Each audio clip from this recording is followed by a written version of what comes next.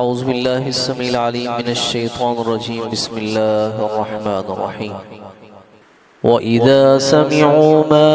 أُنزِلَ إِلَى الرَّسُولِ تَرَى أَعْيُنَهُمْ تَفِيضُ مِنَ الدَّمْعِ مِمَّا عَرَفُوا مِنَ الْحَقِّ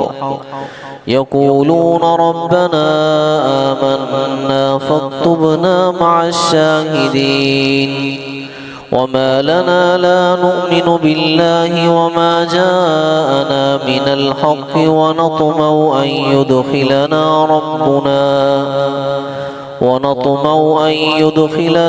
ربنا مع القوم الصالحين فأثابهم الله بما قالوا جنات تجري من تحتها الأنهار خالدين فيها وذلك جزاء المحسنين والذين كفروا وكذبوا بآياتنا أولئك أصحاب الجحيم۔ قرآن مجید نے بنی اسرائیل کے بارے میں ہمیں بتایا کہ ان کا کردار کیا تھا، انبیاء کرام کے ساتھ ان کا رویہ کیا تھا، اور پھر یہود اور نصارہ کے بارے میں کمپیریزن کر کے ہمیں ان کا رویہ بتا دیا کہ اہل ایمان کے لیے یہ کس قدر دشمنی رکھنے والے ہیں یہود، اور ان کے مقابلے میں جو نصارہ ہیں ان کی نسبت ان کے دل کے ہیں نرم ہیں، اور اس کی وجہ یہ بتائی کہ ان کے اندر کچھ دانشمند لوگ ہیں اور گوشہ نشین یعنی تارک دنیا جسے رہبان کہا جاتا ہے، اور تیسری بات یہ ہے کہ یہ تکبر نہیں کرتے۔ تو قرآن مجید کا یہ تجزیہ کتنا منصفانہ ہے۔ قرآن مجید نے سب کو ایک جیسا قرار نہیں دیا، اور ہم نے پیچھے پڑھ لیا لیسوا سواء من اہل الکتاب، سارے اہل کتاب ایک جیسے نہیں۔ اور آگے والی جو آیات ہیں یہ حبشہ کے اندر رہنے والے جو عیسائی تھے، حبشہ کا وہ علاقہ کہ جس پر ایک عیسائی حکمران جس کا نام اسمحہ تھا اور اسے نجاشی کہتے تھے، یہ حکمران تھا۔ تو نبی کریم صلی اللہ علیہ وسلم نے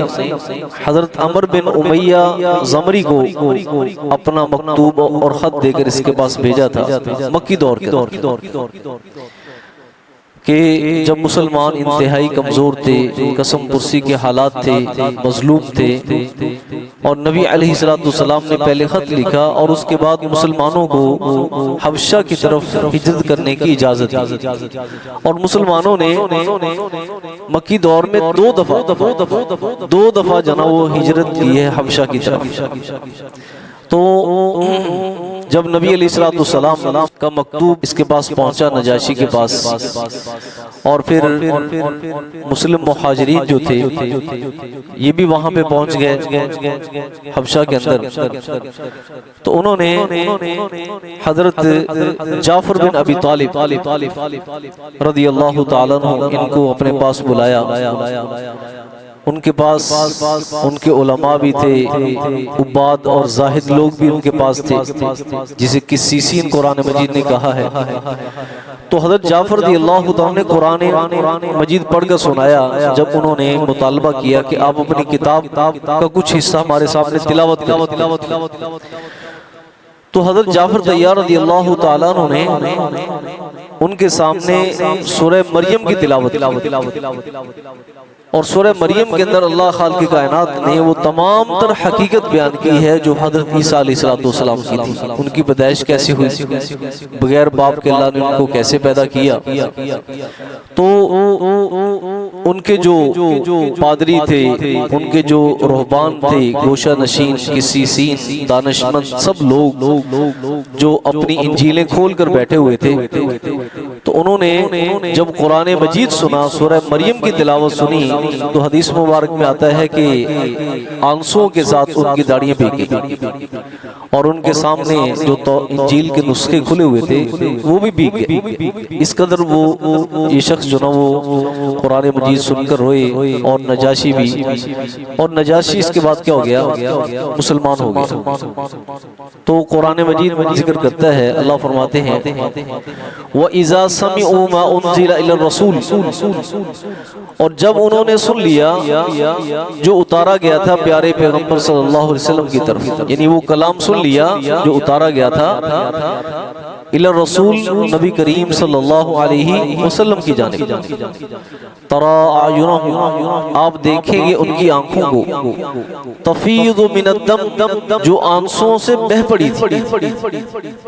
جو آنسوں سے ان کی آنکھیں بہہ پڑی تھی. کس وجہ سے؟ مما عرفوا من الحق, جو انہوں نے حق کی پہچان. جب قرآن مجید کی آیات انہوں نے سنی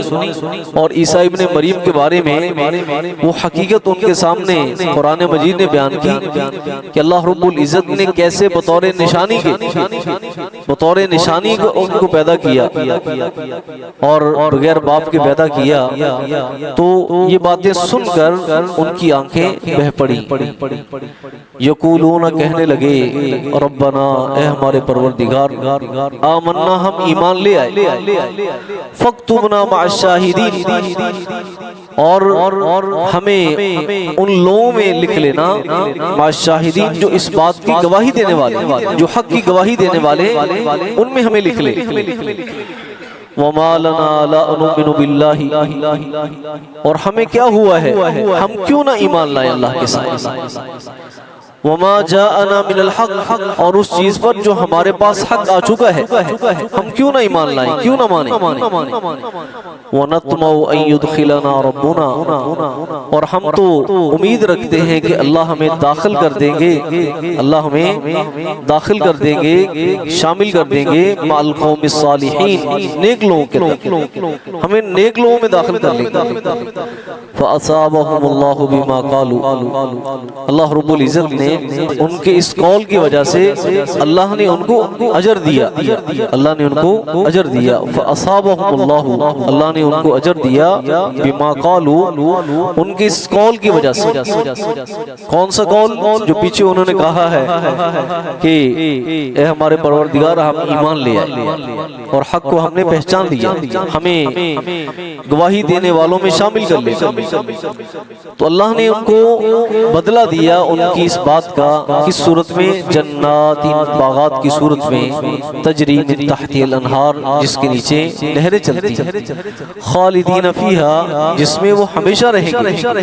وذالک جزاء المحسنین, اور یہی بدلہ ہے نیکی کرنے والوں کا. اللہ ان کو اجر عطا فرماتے ہیں. اس لیے نبی کریم صلی اللہ علیہ وسلم کے پاس جب نجاشی کی موت کی خبر پہنچی کہ نجاشی فوت ہو گیا ہے, تو نبی کریم صلی اللہ علیہ وسلم بہت رنجیدہ ہوئے اور آپ نے غائبانہ نماز جنازہ ادا کی. صحابہ کرام رضوان اللہ علیہم اجمعین, آپ پھر اس دور میں پھر آپ ہجرت کر کے مدینہ چلے گئے تھے, اور پھر یہ مسلمان ادھر سے خیبر فتح ہو گیا, ادھر سے خیبر فتح ہو گیا, اور ادھر سے یہ مسلمان جو ہجرت حبشہ کر کے گئے تھے, یہ حضرت جعفر طیار رضی اللہ تعالیٰ عنہ, حضرت زبیر بن عوام رضی اللہ تعالیٰ عنہ اور دیگر مسلمانوں کے ساتھ یہ لوگ واپس پلٹے. تو نبی علیہ الصلوۃ والسلام نے فرمایا کہ مجھے سمجھ نہیں آ رہی کہ میں خوشی کا اظہار کیسے کروں, خیبر کی فتح کا اظہار کروں, خوشی کا اظہار کروں, یا پھر جعفر بن ابی طالب کی آمد کا میں کیا کروں, میں خوشی مناؤں. تو نبی علیہ الصلوۃ والسلام جسے کہتے ہیں کہ پھولے نہیں سماتے تھے اور آپ کی خوشی کی انتہا نہیں تھی, اللہ نے دوہری خوشیاں دکھا دی. ادھر سے مسلمان ایک کامیاب زندگی گزار کے, ہجرت کی زندگی گزار کے وہاں سے واپس آ رہے تھے مدینہ میں, اور ادھر اللہ رب العزت نے خیبر کو فتح کیا تھا. تو اس کی موت پر نبی علیہ الصلوۃ والسلام نے نماز جنازہ ادا کی تھی. تو مسلمانوں نے وہاں پر بڑی خوبصورت زندگی گزاری, اور اس کے بڑے سیاسی اثرات تھے اور بہت اس کے دیگر اثرات بھی تھے کہ وہاں پہ کتنے لوگ جو تھے ان مسلمانوں کی وجہ سے مسلمان ہوئے تھے. اور وہاں پہ جو مسلمانوں کی سیاسی زندگی تھی, اس کے اوپر بھی جو نا بہت کچھ لکھا گیا ہے کہتے ہیں کہ نجاشی ایک دفعہ اپنی قوم سے ناراض ہو کر انہوں نے کیا کر دی، حکمرانی چھوڑ دی۔ تو مسلمانوں نے سوچا اگر نجاشی کی جگہ پہ کوئی اور حکمران آ جاتا ہے، کوئی کٹر قسم کا عیسائی آ جاتا ہے، تو ہمارے جو یہاں پہ مہاجر مسلمان ان کے لیے مسائل بن سکتے ہیں۔ تو یہ اپنی قوم سے روٹ کر دریائے نیل کے اس کنارے چلے گئے تھے۔ تو روایات میں آتا ہے کہ حضرت زبیر بن عوام رضی اللہ تعالیٰ عنہ اور دیگر صحابہ جنہوں نے نیل کو عبور کیا، نیل کو عبور کر کے اس طرف جنگلات میں جا کر ان کو تلاش کر کے پھر ان کو واپس لایا گیا اور ان کو دوبارہ پھر آمادہ کیا گیا کہ آپ دوبارہ تخت پر بیٹھے ہیں، آپ کی بہت فیض و برکات ہیں۔ اس لیے اللہ خالق کائنات نے کتنا خوبصورت تجزیہ کیا ہے کہ سارے اہل کتاب ایک جیسے نہیں ہیں، سارے اہل کتاب ایک جیسے نہیں ہیں۔ سبحانک اللہم و بحمدک، لا الہ الا انت۔